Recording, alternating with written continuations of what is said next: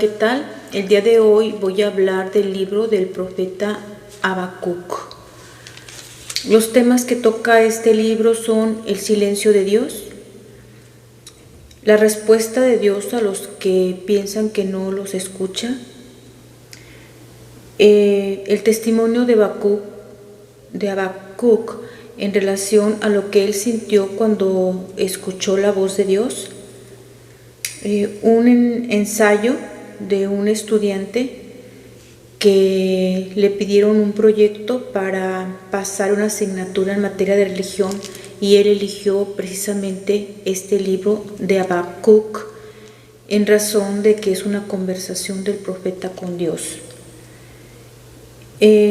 También les voy a informar de personas que durante su vida fueron ateos y momentos antes de fallecer descubrieron que sí existía Dios.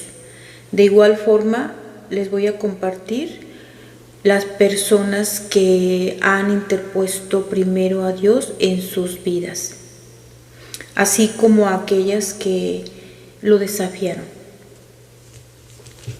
Habacuc es un profeta del Antiguo Testamento que vivió en la segunda mitad del siglo VII, en un periodo de transición porque el imperio asirio estaba siendo derrocado por el imperio de Babilonia. Ambos imperios tenían sometidos al pueblo de Israel y Dios ya había dejado saber a dos profetas anteriores a este que ya no se iba a manifestar más, porque su pueblo había sido incrédulo y desobediente. Habían maltratado a sus profetas, los habían ridiculizado, excluido, golpeado y hasta matado. Y él ya no estaba dispuesto a permitir que hicieran eso con sus profetas y dijo: ya no va a haber más mensajeros hasta que dé a luz la que tiene que dar a luz, al Señor de la paz, es decir, al niño Dios, nuestro Señor Jesucristo. Esto no significa que Dios haya abandonado a su pueblo, porque nunca lo ha abandonado ni lo abandonará, ya que uno de los motivos por los cuales eligió al pueblo de Israel es para que a través de este pueblo Dios pudiera mandar o enviar su mensaje a todas las naciones. Este es el pueblo que él eligió como escuela para distribuir su enseñanza bíblica a todas las naciones. Entonces, digamos que no fue que los abandonó, sino que él decidió ya no manifestarse más por las razones que ya mencioné. Y en esa situación se encontraba el profeta Habacuc, que hizo dos quejas ante Dios y le pregunta: ¿hasta cuándo, Señor, pediré auxilio sin que te manifiestes? ¿Hasta cuándo te gritaré sin que tú me salves? Dice: la ley no se aplica, no se hace la justicia. El malvado acorrala al justo. La justicia está pervertida. Y le pregunta también: ¿cómo puedes contemplar que el malvado devore a quien es mejor que él?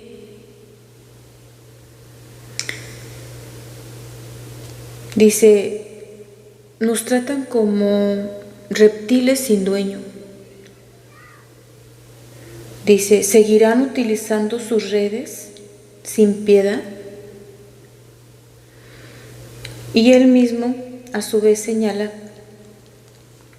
que se va a ir a una muralla solo, en posición de guardia, para esperar la palabra, la respuesta de Dios.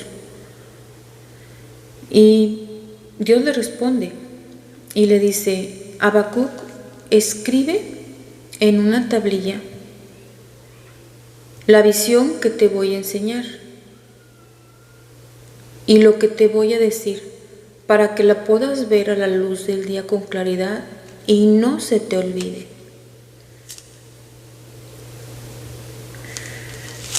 Pues es así que le dice lo siguiente: el soberbio no durará, pero el justo vivirá por su fidelidad.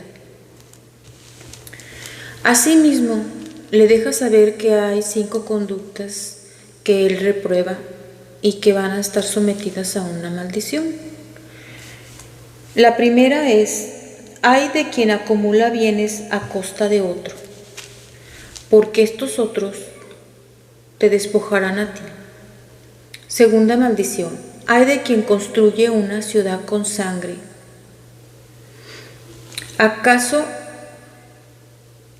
La segunda es: ay de quien llena su casa con ganancias injustas, porque has acarreado la deshonra de tu casa y te has perjudicado a ti mismo. La tercera dice: ay de quien construye una ciudad con sangre y con base en el crimen. ¿Acaso no ha decidido el Señor Todopoderoso que los pueblos se fatiguen para el fuego? Cuarta maldición: ay del que hace beber a su prójimo mezcla droga y lo emborracha para verlo desnudo. Te has saciado de ignominia y no de gloria. Bebe tú y enseña tu prepucio. El Señor derramará sobre ti la copa que tiene en su mano y tu gloria se cambiará en vergüenza. La violencia se volverá contra ti. Quinta maldición: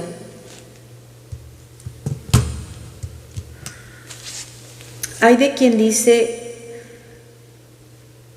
a un trozo de madera: despierta, y a la piedra muda: levántate.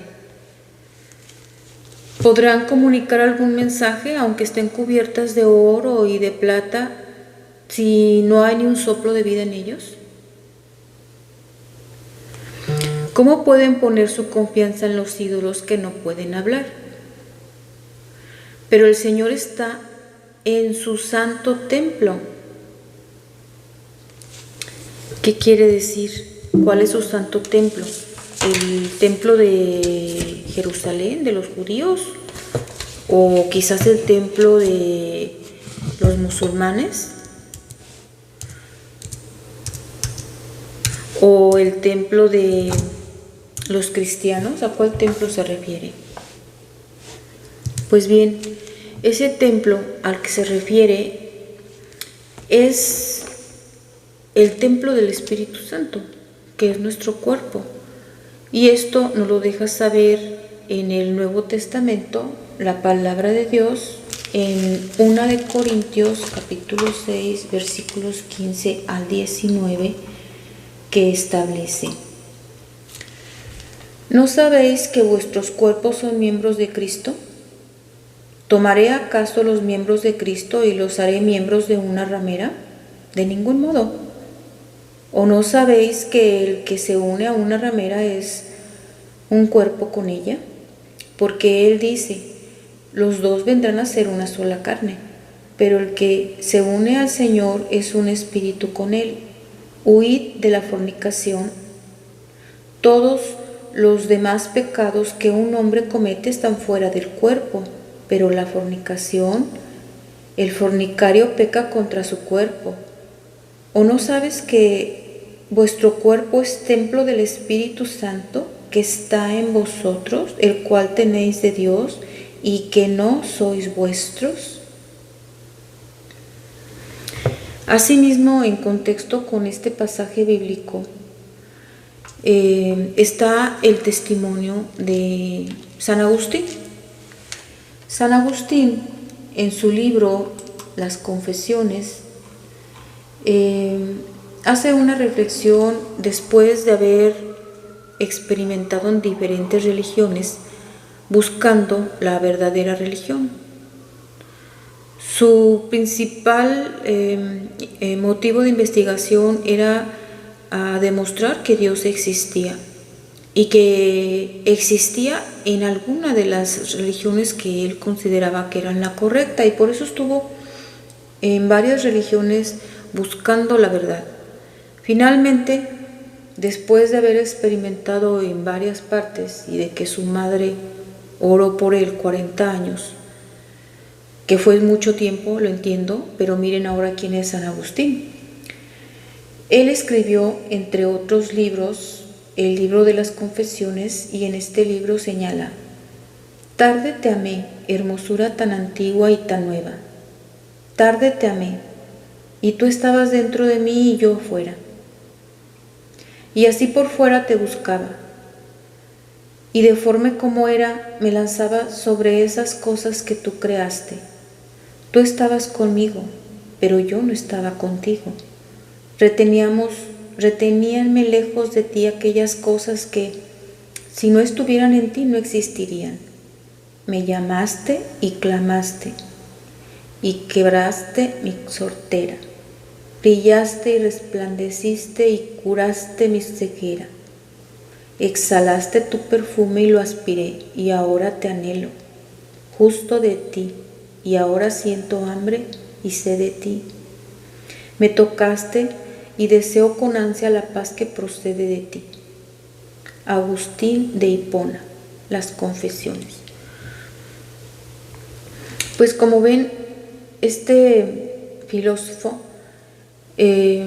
obispo, buscó a Dios en todas partes y no lo encontró más de que adentro de su corazón. Por eso dice: te buscaba afuera y estabas dentro. En la parte final, que es el capítulo 3 del libro, el profeta Habacuc escribe un himno a Dios y un canto de confianza, porque está contento de haber recibido y oído el mensaje de Dios. Él dice que tuvo una visión en la que vio la peste, vio los terremotos, vio que las montañas se hundían, vio lluvias torrenciales, vio que Dios destruía las casas del impío y dejaba al descubierto sus cimientos.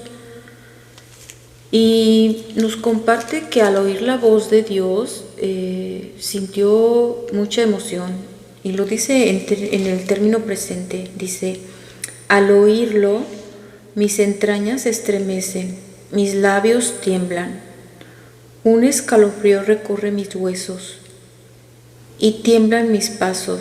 Sin embargo, espero tranquilo que venga el día de la angustia sobre el pueblo que nos oprime. Yo me alegraré en el Señor, tendré mi gozo en Dios, mi esperanza en mi Salvador, porque Él es mi Señor y es mi fuerza. Y pues así termina el libro del profeta Habacuc. Él nos da un ejemplo de vida cuando dice: espero tranquilo. Y bueno, pues en relación con este tema, yo les voy a compartir el ensayo que hace este alumno en relación al libro, porque como les comenté al principio, este libro no es como los otros de los profetas, que Dios les da un mensaje y ellos lo comunican al pueblo, sino que es una conversación entre el profeta y Dios. Y de esa manera a mí me pareció interesante este ensayo, y por eso se los voy a compartir. De igual forma, compartiré con ustedes el testimonio de personas que durante su vida fueron ateas y en su lecho de muerte se arrepintieron, según ellos dicen, tarde, cuando ya no se podía hacer nada. Y en contraposición a estos, les voy a compartir las personas que han puesto a Dios en su vida en primer lugar y no se afrentan de hacerlo. Pues bien, pues esto es todo por ahora. El libro en realidad es muy corto, nada más son 2 hojas y no completas. Eso es como una hoja y una página. y los sigo invitando a que se suscriban a mi canal y que le den like si les gustó el video. Hasta la próxima.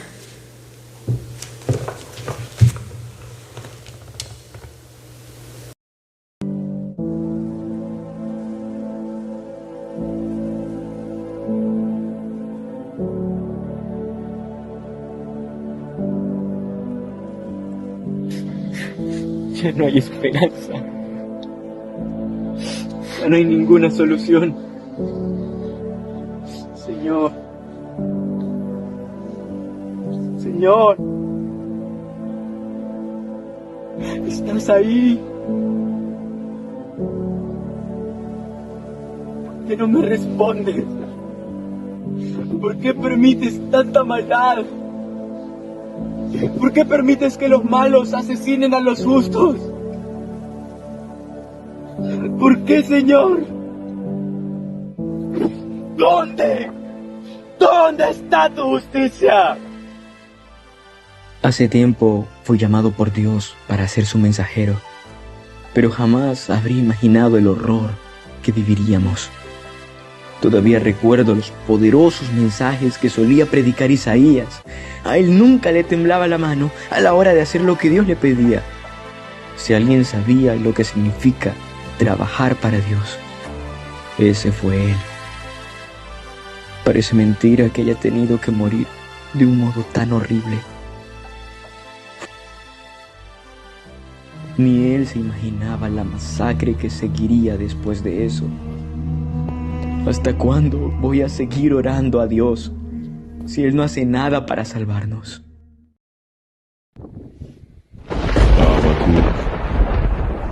Habacuc, voy a hacer que en sus días los Casdim vengan. Son un pueblo terrible que se ríe de los reyes. Tienen la fuerza de una tormenta y se dueñan de todo a su paso. Son despiadados como lobos nocturnos y creen que su fuerza viene de su Dios.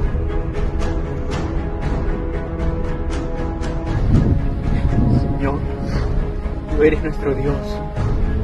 Tú eres eterno. Pero ¿por qué te callas ante la maldad de la gente impía? ¿Por qué no miras la opresión que hay sobre nosotros? ¿Por qué nos tratas como si fuéramos simples peces?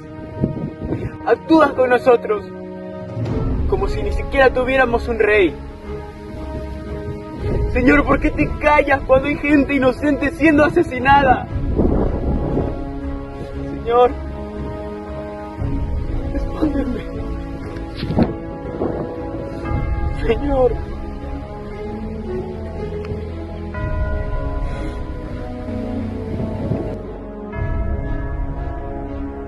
Decidí no dormir nada hasta saber la respuesta que el Señor me daría.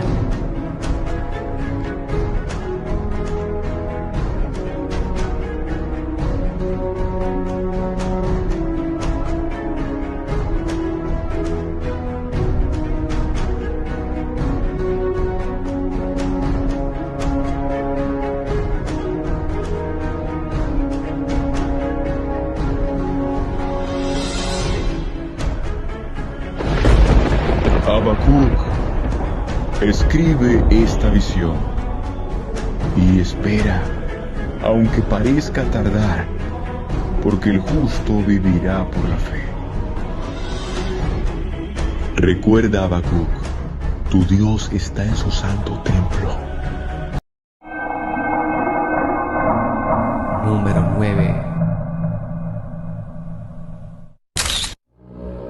Thomas Andrews fue un empresario e ingeniero naval británico, también fue el director y jefe del departamento de diseño de barcos de una compañía irlandesa. Andrews fue el encargado del planeamiento de la construcción del reconocido transatlántico conocido como el Titanic, su obra más colosal que hizo en vida. Le tomó mucho tiempo, obviamente, pero cuando por fin el mundo vio a esta maravilla, saltó a la fama y fue entrevistado por un reportero de aquellos años. El hombre de prensa le le preguntó qué tan seguro es viajar en esta nave, y cuando Tomás respondió a ello, soberbio y arrogante le contestó: ni siquiera Dios mismo podría hundir el barco. Poco tiempo después de su declaración, el Titanic zarpó e hizo su viaje inaugural. Chocó contra un iceberg el 14 de abril de 1912. Tomás era uno de los pasajeros y también fue una de las 1514 personas que fallecieron en el hundimiento del buque. Aún hoy en día se cree que su último comentario fue el culpable del fatal desastre.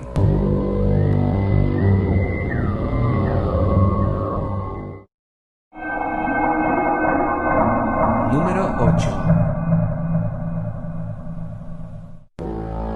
El hombre llamado Agenor de Miranda Araújo, o mejor conocido como Cazuza, fue extremadamente famoso en Brasil por su forma de cantar. Era un rockero y considerado un genio en su profesión, pero lamentablemente su vida era desenfrenada, no tenía reglas y, como él solía decirle a su público: vida loca, vida breve, ya no te puedo llevar, vida loca, vida inmensa. Un día, mientras daba un concierto, había terminado de interpretar una de sus canciones. Él, para darse un poco de respiro, coge un cigarrillo y se lo lleva a la boca. Seguido de ello, lanza un espeso humo al aire en dirección hacia el cielo y dijo en voz alta: Dios, eso es para ti. Poco tiempo después, los doctores le diagnosticaron que contrajo una enfermedad sanguínea. Le anunciaron también que su cáncer de pulmón había avanzado drásticamente. Cazuza dejó este mundo cuando tenía tan solo 32 años de edad.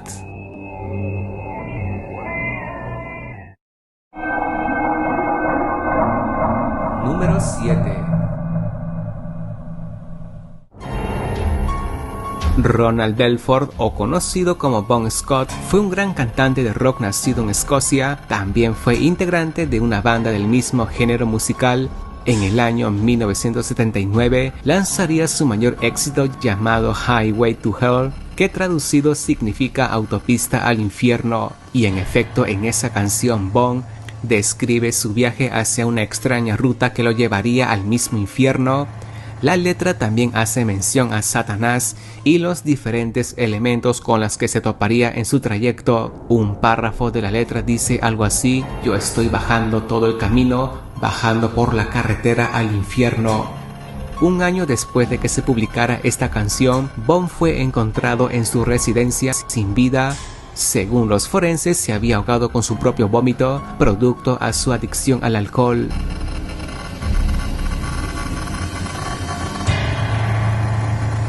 Estás en Estados Unidos, aprende a generar ingresos de bajo esfuerzo y alcanza tu libertad financiera. Número 6.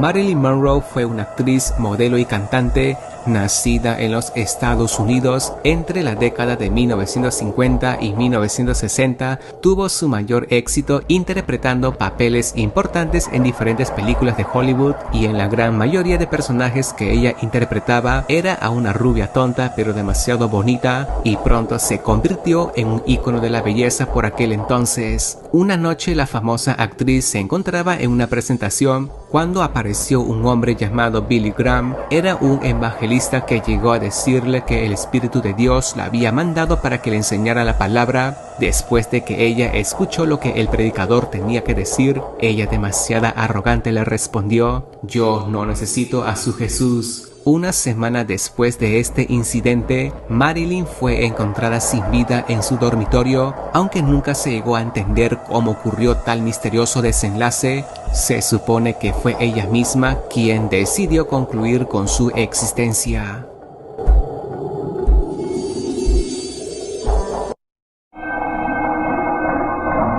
Número 5.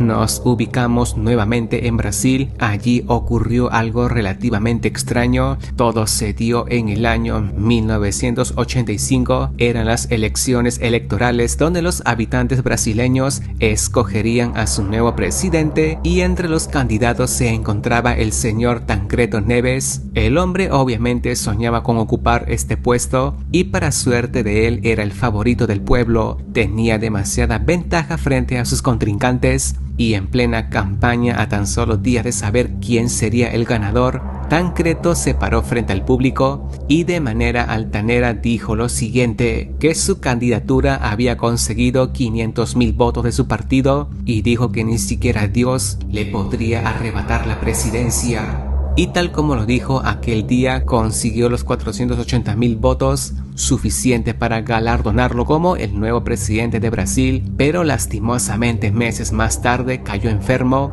víctima de una enfermedad llamada diverticulosis, y no pudo asumir su cargo como presidente.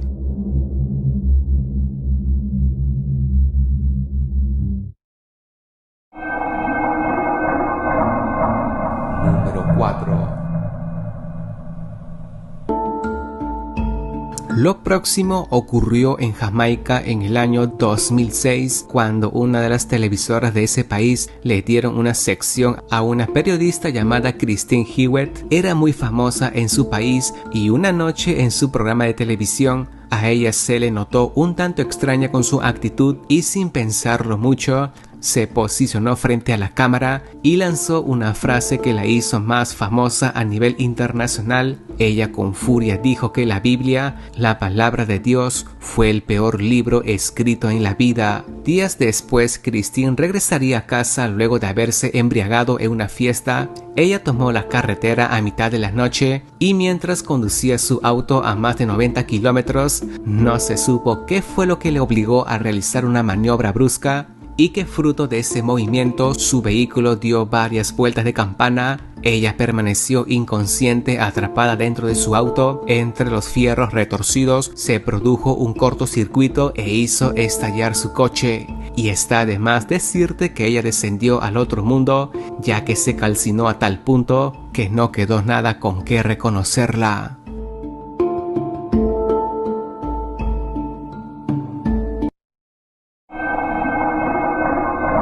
Número 3.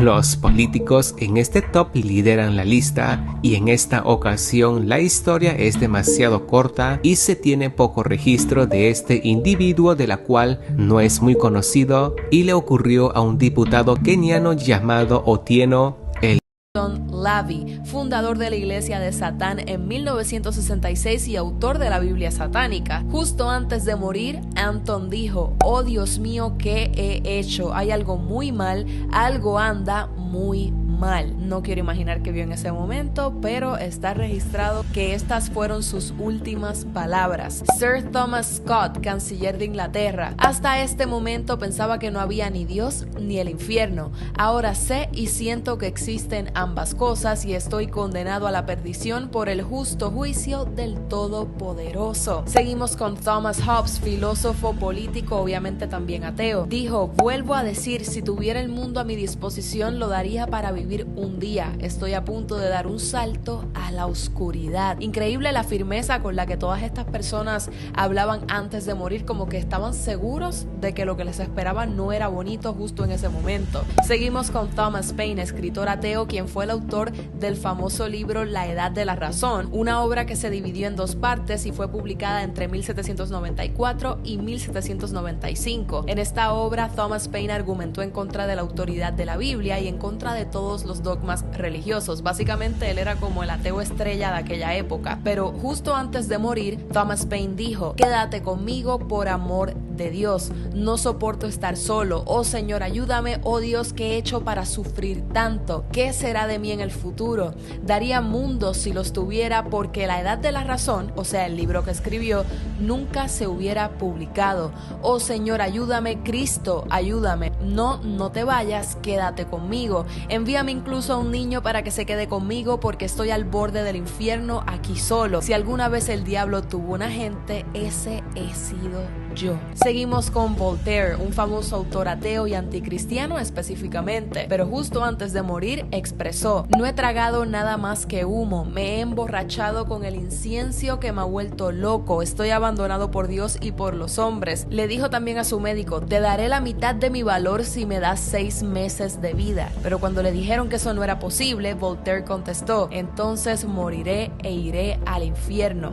Incluso su enfermera dijo: ni por todo el dinero de Europa quisiera ver morir a otro incrédulo. Toda la noche lloró pidiendo perdón. Por otro lado tenemos a David Hume, filósofo ateo que en su lecho de muerte gritó en voz alta: estoy en llamas. Se dice que su desesperación fue una escena horrible. Y es que imagínense ver a alguien a punto de morirse y ver que lo que está gritando es que está en llamas. Debe ser para pelos. Charles IX, nombrado rey de Francia en 1561, también conocido por ser ateo, instado por su madre, dio la orden de masacrar a los hugones franceses, que eran los protestantes calvinistas de la época. Bajo su mandato fueron masacrados 15.000 almas solo en París y 100.000 en otras partes de Francia, sin otro motivo que el de amar a Cristo. O sea, mandó a matar a miles de protestantes. El rey sufrió miserablemente durante años después de ese suceso, sintiéndose culpable, y finalmente murió bañado en sangre que brotaba desde sus venas por hemorragias y su tos llena de sangre causada por la tuberculosis. A sus médicos les dijo en sus últimas horas: dormido o despierto veo pasar ante mí las formas mutiladas de los hugonotes. Goteaban sangre, señalaban sus heridas abiertas. Oh, si hubiera perdonado al menos a los pequeños niños que estaban en el seno. ¡Qué sangre! No sé dónde estoy. ¿Cómo terminará todo esto? ¿Qué debo hacer? Estoy perdido para siempre. Lo sé o he hecho mal. Seguimos con Joseph Stalin o Joseph Stalin, revolucionario y dictador político georgiano soviético. En una entrevista concedida a la revista Newsweek, Svetlana Stalin, hija de Stalin, contó la muerte de su padre, quien era ateo. Mi padre tuvo una muerte difícil y terrible. Dios concede una muerte fácil solo a los justos. En lo que parecía el último momento, de repente abrió los ojos y echó una mirada a todos los que estaban en la habitación. Era una mirada terrible, demente o tal vez enfadada. Tenía la mano izquierda levantada como si estuviera señalando algo que estaba por encima y haciendo caer una maldición sobre todos nosotros. El gesto estaba lleno de amenaza. Al momento siguiente estaba muerto. El siguiente es Sir Francis Newport, jefe de un club de ateos ingleses. Antes de morir dijo: no hace falta que me digan que no hay Dios, porque sé que sí lo hay y que estoy en su presencia. No hace falta que me digan que no hay infierno, ya me siento resbalar. Desdichados, dejen de hablar de esperanza para mí. Sé que estoy perdido para siempre. Oh, ese fuego, oh, los insoportables dolores del infierno. Oh, si pudiera yacer durante 1000 años en el fuego inextinguible para poder comprar el favor de Dios y unirme a Él nuevamente. Pero es un deseo infructuoso. Millones y millones de años no me acercarán al final de mis tormentos, más de lo que me acercaría una pobre hora. Oh eternidad, eternidad por los siglos de los siglos, oh los insoportables dolores del infierno. En mi opinión, cada persona nace con la fe en Dios en su alma, ya nace con ella. Solo que diferentes personas, en diferentes momentos y bajo diferentes circunstancias, empiezan a darse cuenta de ello. En cualquier caso, por ejemplo, durante la Gran Guerra Patria, cuando incluso los ateos más empedernidos se pusieron de pie en una trinchera y pasaron al ataque, estoy seguro de que cada uno de ellos pensó en Dios. Así que hay gente que lo entiende sin necesidad de situaciones extremas, pero ciertamente cuando una persona se ve en alguna situación extrema, casi todo el mundo piensa en él. Tall, we stand proud, and we only kneel to Almighty God. No mass, everything, you can do all you want, but you know, you still need help from the boss. We need help from the boss. That's what happened. We need help.